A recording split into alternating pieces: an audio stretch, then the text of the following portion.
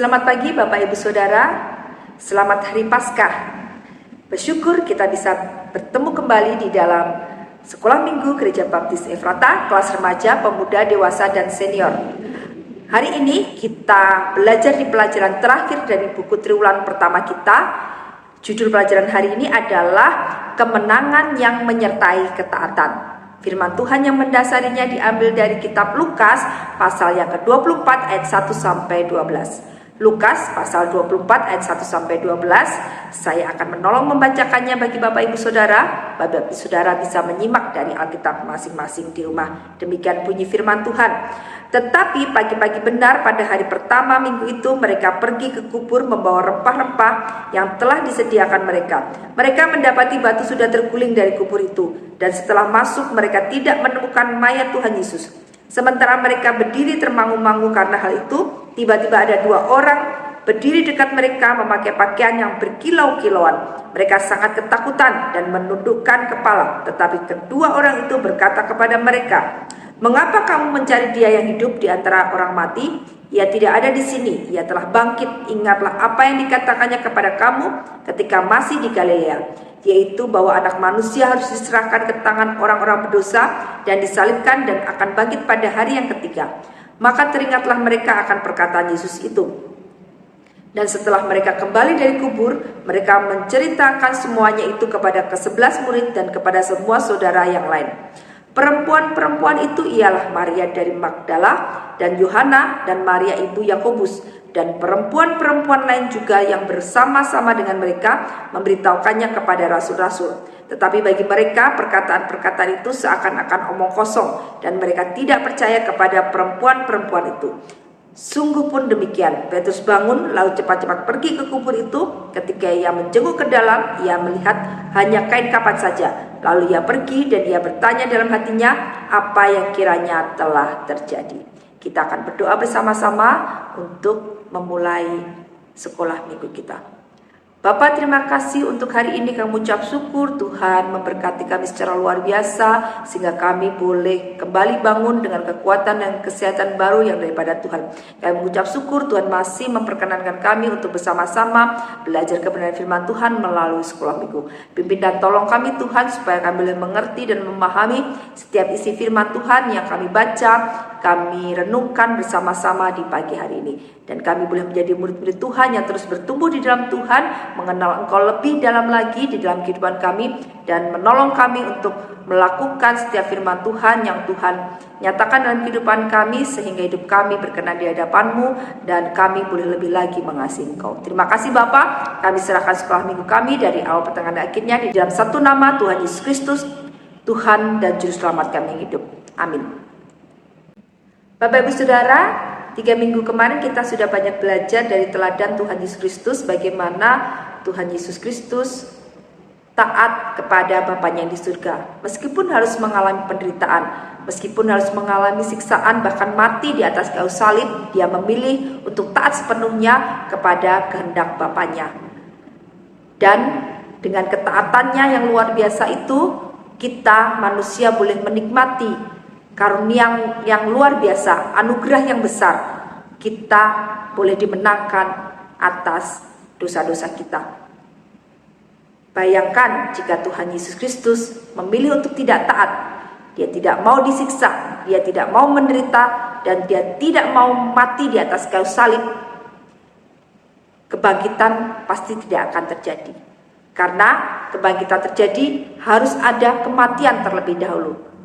Dan saat Tuhan Yesus memilih untuk taat mati di atas kayu salib, seperti apa yang dinubuatkan para nabi dan apa yang Dia katakan kepada murid-muridnya, semuanya tergenapi. Pada hari yang ketiga setelah kematiannya di atas kayu salib, Dia bangkit dari antara orang mati. Seperti bacaan yang kita baca tadi, bagaimana perempuan-perempuan yang mengasihi Dia datang pagi-pagi benar ke kubur Yesus untuk merempah-rempahi mayat Yesus. Pada kenyataannya mereka tidak menemukan mayat Yesus. Yang mereka temukan adalah batu yang sudah terguling dan kain kafan. Juga mereka bertemu dengan malaikat yang menyatakan kepada mereka bahwa Tuhan Yesus sudah bangkit dari antara orang mati. Mereka tidak perlu bersedih mereka tidak perlu mencari Tuhan Yesus lagi. Oleh karena Tuhan sudah mengatakannya dulu ketika Tuhan Yesus bersama-sama dengan mereka, bahwa dia harus bangkit dari antara orang mati untuk menyatakan kemenangannya atas maut. Para perempuan-perempuan ini pun teringat apa yang dikatakan oleh Tuhan Yesus Kristus, dan mereka mempercayainya. Segera mereka pulang dan kembali kepada para murid dan para rasul, memberitakan kabar sukacita ini kepada para murid dan para rasul. Tapi sayangnya mereka ada yang tidak percaya.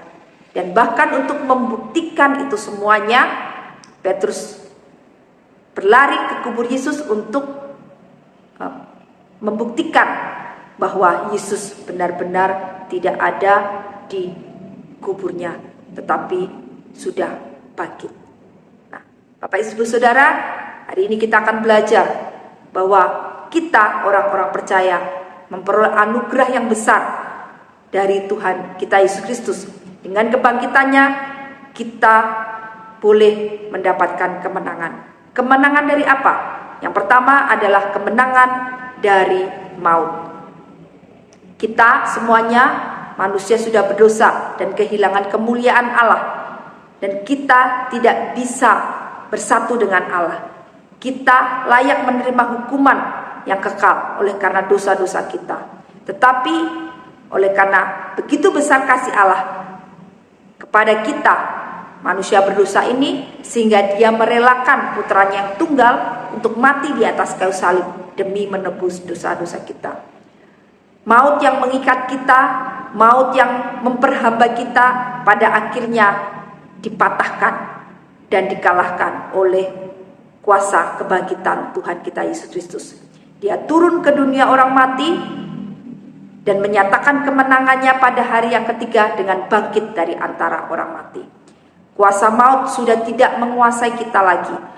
Kita sudah dibebaskan dari hukuman kekal, tetapi ada pengharapan yang luar biasa yang kita terima. Kita lihat bersama-sama di dalam 1 Korintus pasal yang ke-15 ayat yang ke-55 menyatakan, "Hai maut, di manakah kemenanganmu? Hai maut, di manakah sengatmu?"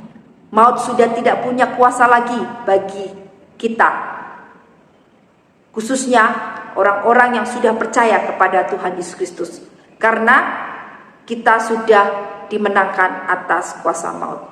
Maut sudah tidak berkuasa lagi, tidak mengikat kehidupan kita lagi, tetapi karunia dan anugerah Tuhan yang besar yang memenuhi kehidupan kita, memberikan kemenangan, memberikan pembebasan dari hukuman kekal. Yang kedua, yaitu bahwa kita memperoleh kemenangan yang membawa pengharapan. Pengharapan apa? Pengharapan atas kehidupan yang kekal. Kita ingat di dalam Yohanes pasal yang ke-3 ayat yang ke-15 yang menyatakan bahwa supaya setiap orang yang percaya kepadanya beroleh hidup yang kekal. Ada hidup yang kekal yang Tuhan sediakan bagi kita.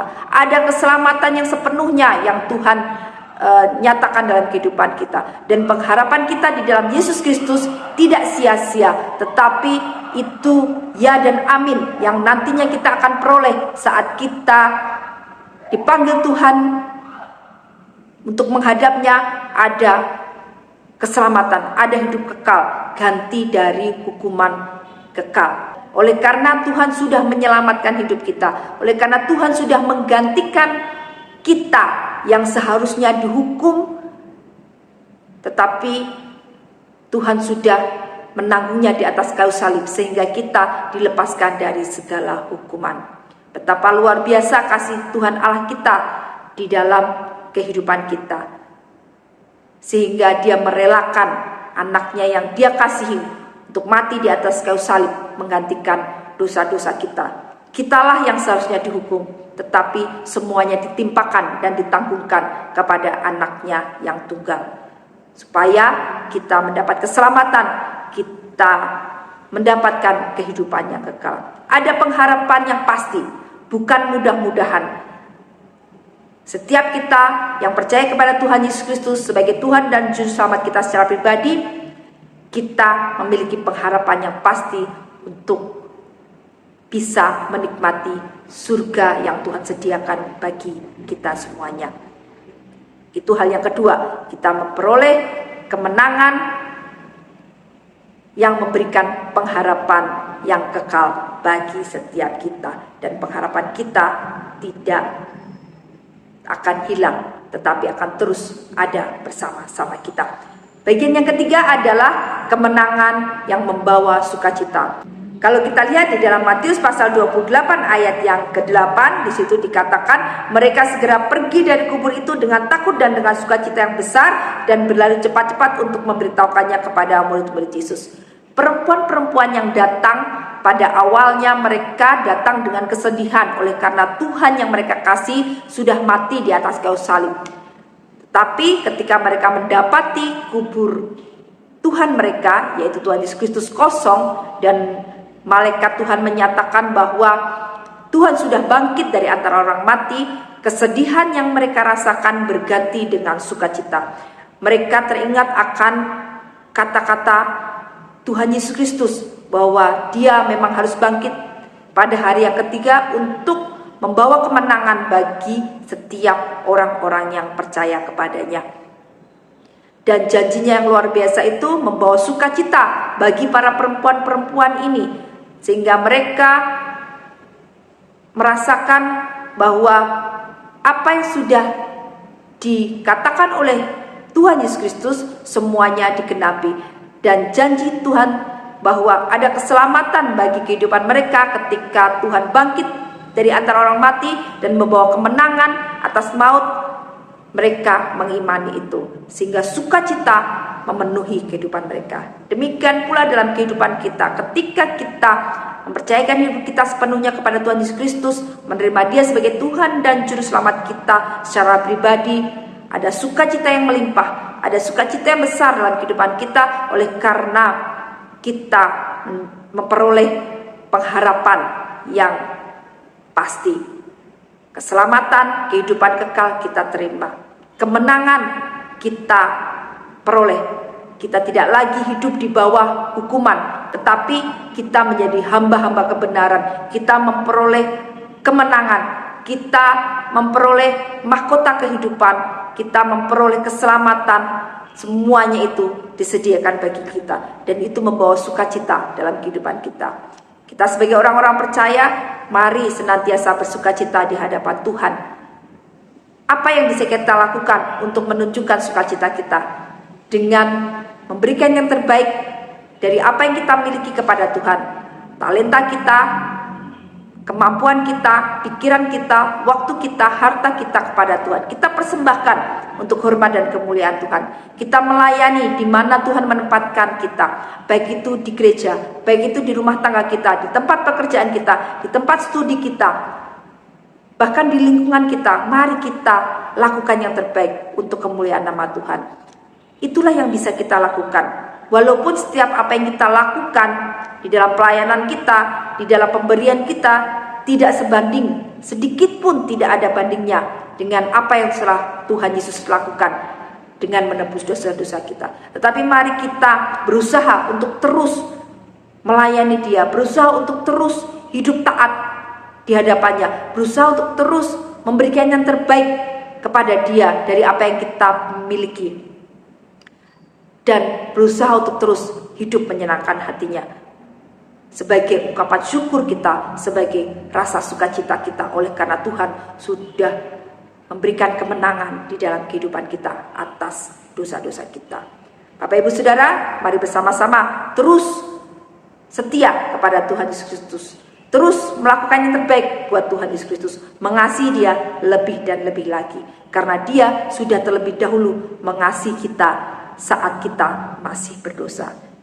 Dan mari kita terus senantiasa hidup menyenangkan hati Tuhan, berusaha menjauhi dosa, dan terus berserah dan berharap kepada Dia. Maka Tuhan akan terus memenuhi kehidupan kita dengan sukacita, damai sejahtera yang daripadanya. Itulah yang terindah, berkat dan anugerah yang terbesar dalam kehidupan kita.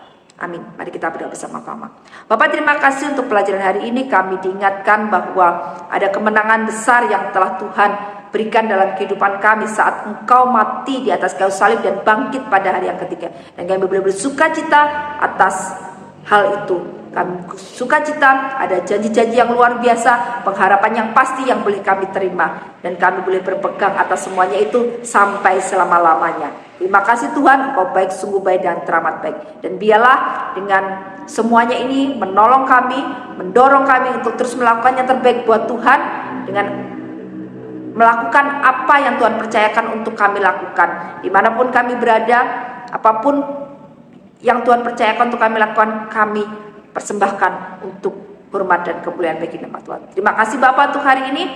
Kami mengucap syukur. Biarlah Tuhan terus menyertai dan menolong kami, supaya kami terus hidup taat sesuai kehendak Tuhan. Kami terus mengasihi Tuhan di dalam kehidupan kami, dan terus hidup menjauhi dosa-dosa yang tidak berkenan di hadapan-Mu. Terima kasih Bapa. Kami berserah dan bersandar di dalam nama Tuhan Yesus Kristus yang menjadi Tuhan dan Juru Selamat kami hidup. Amin. Selamat pagi, Tuhan Yesus memberkati.